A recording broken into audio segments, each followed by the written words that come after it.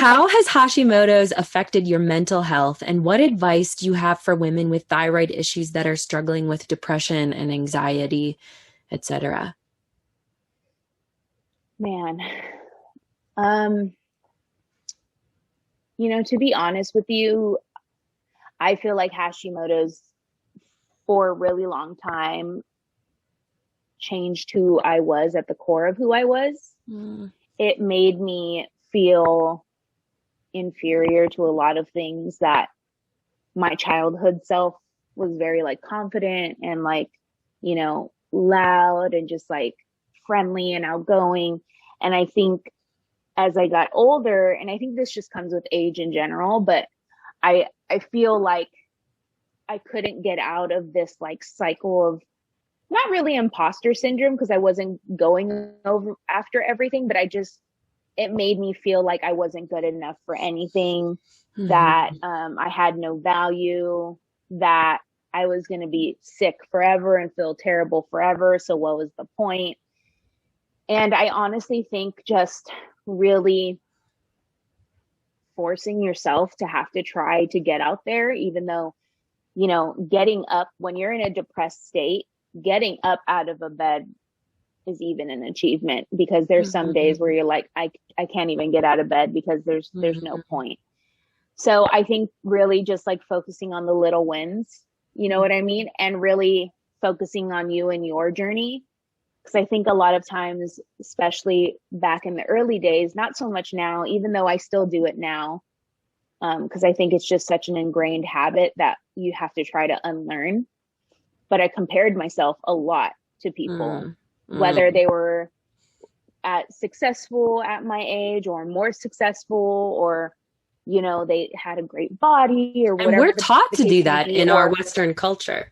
We're taught to do that, right, and to measure ourselves. To level up all the time. Exactly. It's like you're not as valuable if you're not, up to here with your peers. Oh, sister. And when you have Hashimoto's on top of that and you're exhausted all of the time and it's affecting your mental state, it just makes it so much harder to dig out of that place. Though, for the listeners listening in, I don't want to falsely paint this picture that living with Hashimoto's is all difficult, all bad, because it's not, and I feel like for me, it doesn't have to be. It doesn't have to be. And I feel like something that I've been really thinking about is how Hashimoto's is my illness, but it's led to my wellness, because it's teaching me how to love myself in a way that I never would have learned had I not experienced this difficulty and this challenge.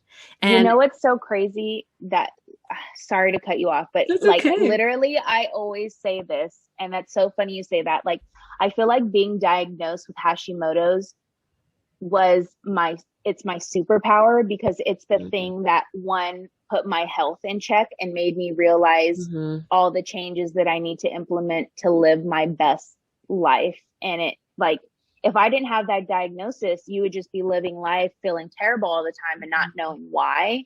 So getting clarity helps you to get one step closer to feeling optimal.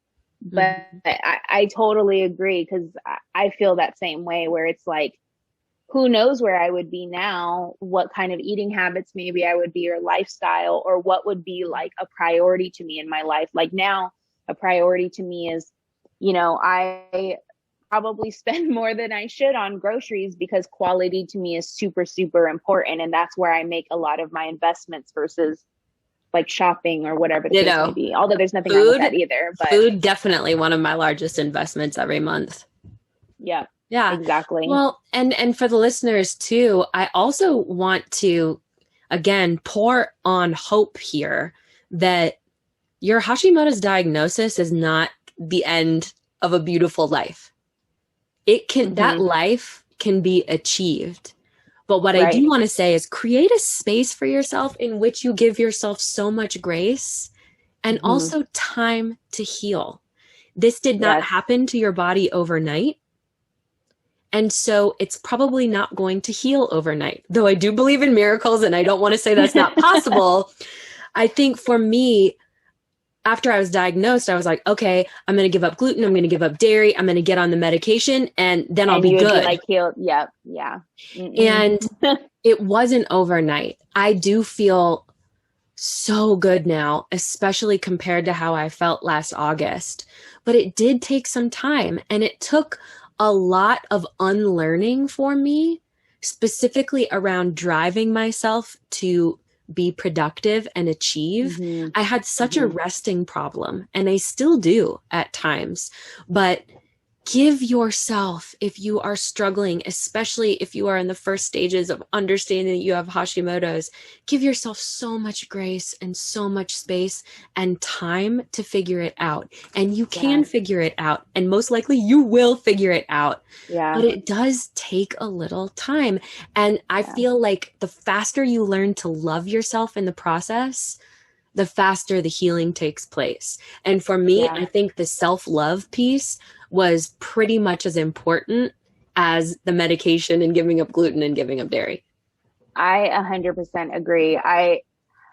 How you said about like giving yourself grace, like I think for the longest I felt the same way you did, where I'm naturally I feel like I need to be productive all the time. I feel like you and I have very similar baseline personalities, just like very high achiever energy. It's like, I feel like a piece of crap if I don't do anything all day, but like, honestly, like I got to this point where it was like, one, you have to stop caring what people think because they don't know your life and how you feel. You know what I mean?